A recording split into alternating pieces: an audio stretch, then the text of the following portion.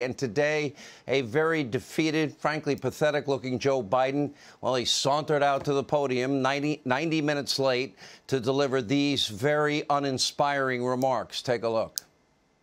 And if Russia goes further with this invasion, we stand prepared to go further as with sanctions. Who in the Lord's name does Putin think gives him the right to declare new so-called countries on territory that belong to his neighbors?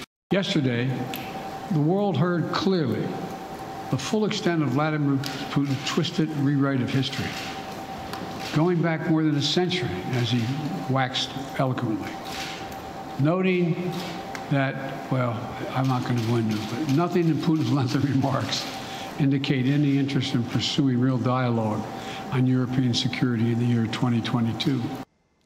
You know, no doubt, Vladimir Putin is just shaking in his boots.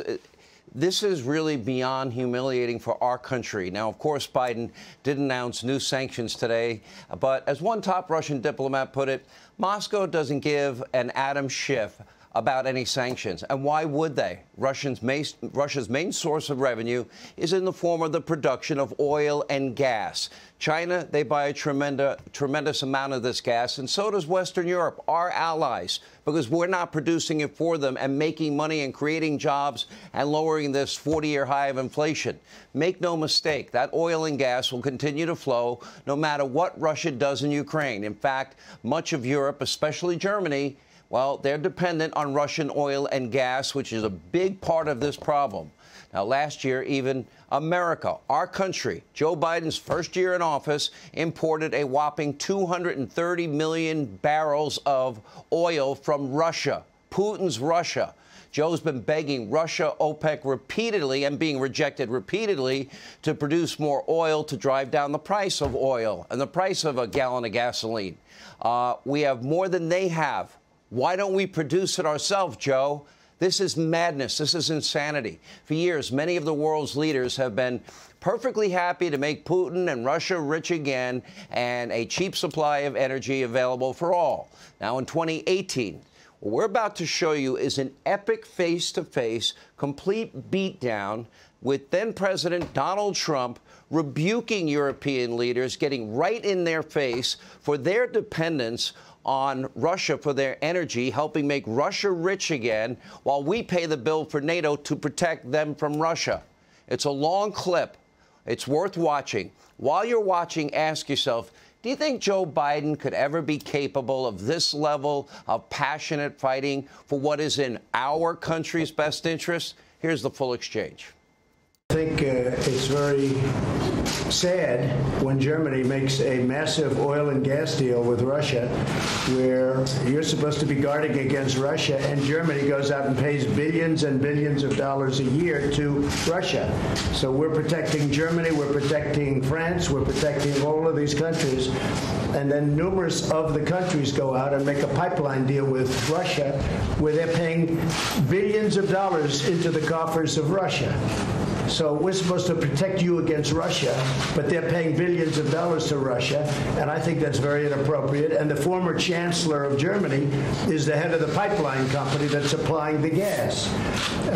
Ultimately, Germany will have almost 70% of their country controlled by Russia with natural gas. So you tell me, is that appropriate? I mean, I've been complaining about this from the time I got in. It should have never been allowed to have happened. But Germany is totally controlled by Russia because they were getting from 60 to 70% of their energy from Russia and a new pipeline. And you tell me if that's appropriate, because I think it's not. And I think it's a very bad thing for NATO, and I don't think it should have happened. And I think we have to talk to Germany about it. On top of that, Germany is just paying a little bit over 1%, whereas the United States in actual numbers is paying 4.2% of a much larger GDP. So I think that's inappropriate also. You know, we're protecting Germany, we're protecting France, we're protecting everybody, and yet we're paying a lot of money to protect. Now, this has been going on for decades. This has been brought up by other presidents, but other presidents never did anything about it because I don't think they understood it or they just didn't want to get involved. But I have to bring it up because I think it's very unfair to our country. It's very unfair to our taxpayer And I think that these countries have to step it up, not over a 10-year period. They have to step it up immediately. Germany is a rich country.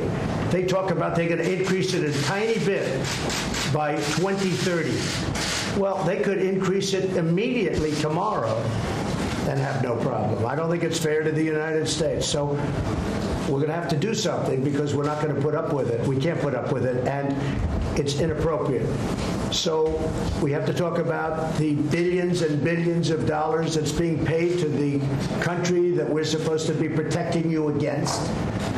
You know, everybody's talking about it all over the world. They'll say, well, wait a minute, we're supposed to be protecting you from Russia, but why are you paying billions of dollars to Russia for energy? Why are countries in NATO, namely Germany, having a large percentage of their energy needs paid, you know, to Russia and taken care of by Russia? Now, if you look at it, Germany is a captive of Russia because they supply. They got rid of their coal plants. They got rid of their nuclear. They're getting so much of the oil and gas from Russia. I think it's something that NATO has to look at. I think it's very inappropriate. You and I agree that it's inappropriate. I don't know what you can do about it now, but it certainly doesn't seem to make sense that they pay billions of dollars to Russia, and now we have to defend them against Russia. You know, NATO is an alliance of 29 nations, and there are sometimes differences and different views and also some disagreements. And the gas pipeline from Russia to Germany is one issue where allies disagree. But the strength of NATO is that despite these differences, we have always been able to unite around our core task to protect and defend each other because we understand that we are stronger together than apart. I think that 2 world wars and the Cold War taught us that we are stronger together than apart. But how can you be together when a country is getting its energy from the person you want protection against or from the group that you want protection? Because we understand that when we stand together, also when dealing with Russia, we are stronger. I think what we have seen is that... No, you're just making Russia richer. Well, you're not dealing with Russia, you're making Russia richer. Well, so I think that even during the Cold War, NATO allies were trading with Russia. Then there have been disagreements about what kind of trade arrangements we should go I think trade is wonderful. I think energy is a whole different story. I think energy is a much different story than normal trade. And you have a country like Poland that won't accept the gas. You take a look at some of the countries that won't accept it because they don't want to be captive to Russia. But Germany, as far as I'm concerned, is captive to Russia because it's getting so much of its energy from Russia. So we're supposed to protect Germany, but they're getting their energy from Russia. Explain that. And it can't be explained. You know that. The president did that with no notes, right in the face of the leader of NATO. And you think Joe Biden can do that? Former Secretary of State Mike Pompeo, who you just saw in that video, we'll have more on that exchange later in the show tonight. But clearly, Trump was absolutely dead on accurate. Now, compare that to Joe Biden, the self-proclaimed tough guy, foreign policy expert. He can go toe-to-toe with Putin. He promised to stop Putin in his tracks. Well, today, Biden could barely form a coherent sentence as per usual and was unwilling and unable to respond to any questions about Vladimir. Take a look. All right. Well, thank you. Yes, and, thank you. Now, you got to let me know when I'm supposed to stop here. But Sylvia, where's Sylvia? There you are, Sylvia. How are you, Sylvia? Do you think you may have underestimated Putin? Thank you. Thank you.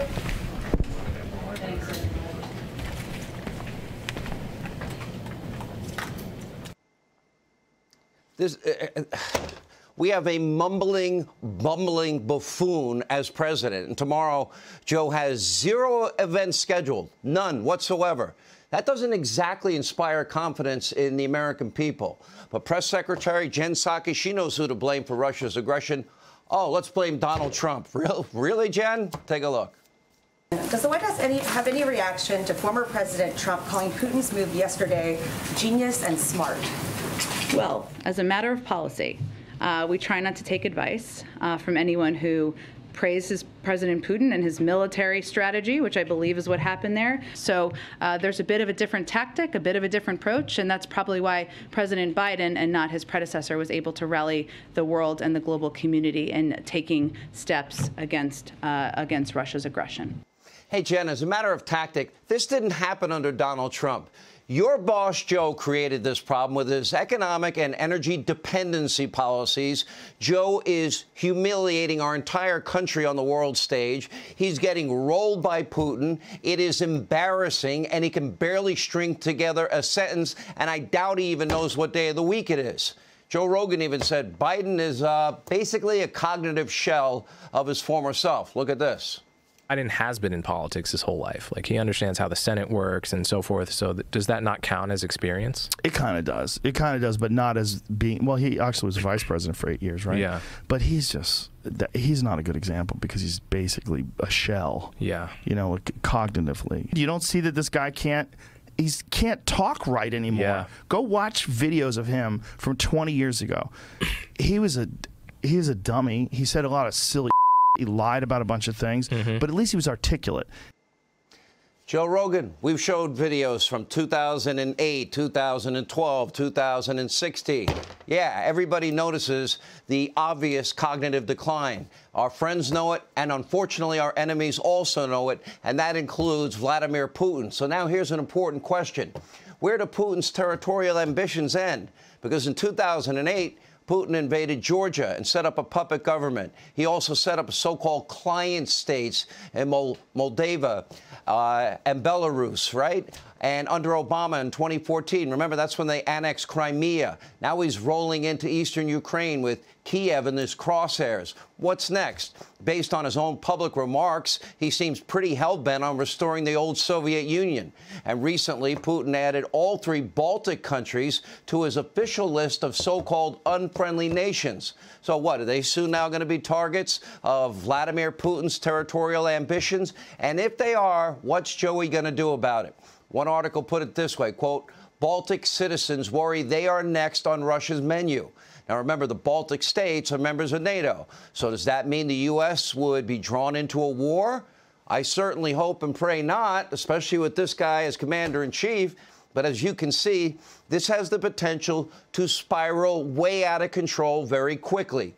Weakness should not be an option. That's all I'm seeing right now. It is time for Germany and NATO and Europe, our Western European allies, to break free of their dependence on Russian oil and gas. The only answer, the only country that has more natural resources, oil, gas, coal, that would be us, the United States. And if you really want to beat Putin, we're not going to have a shooting war with Putin. I don't want one. You shouldn't have one.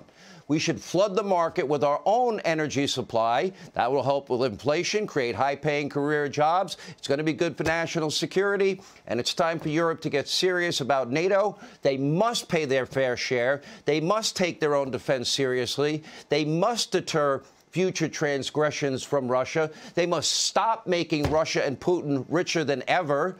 And, of course, that would require bold leadership. And right now, the world is missing a U.S. president with a backbone. And sadly, Joe Biden is not up to the job. Jennifer Griffin has been very, very, very articulate in expressing the urgency of this moment, and she'll join us in a moment. But a quick flashback. 1980, 42 years ago today, the U.S. men's hockey team, remember they upset the heavily favored Russian team, ultimately won gold? Remember the hit movie, Miracle on Ice? Just to remind you. Coming to you from the Olympic ice arena, the U.S. huge underdogs, leading the Soviet Union. Johnson over to Ramsey. They get left in a big check by Ramsey. McClanahan is there. The puck is still loose. 11 seconds. You got 10 seconds. The countdown going on right now. Morrow up to Cope. 5 seconds left in the game. Do you believe in miracles? Yes!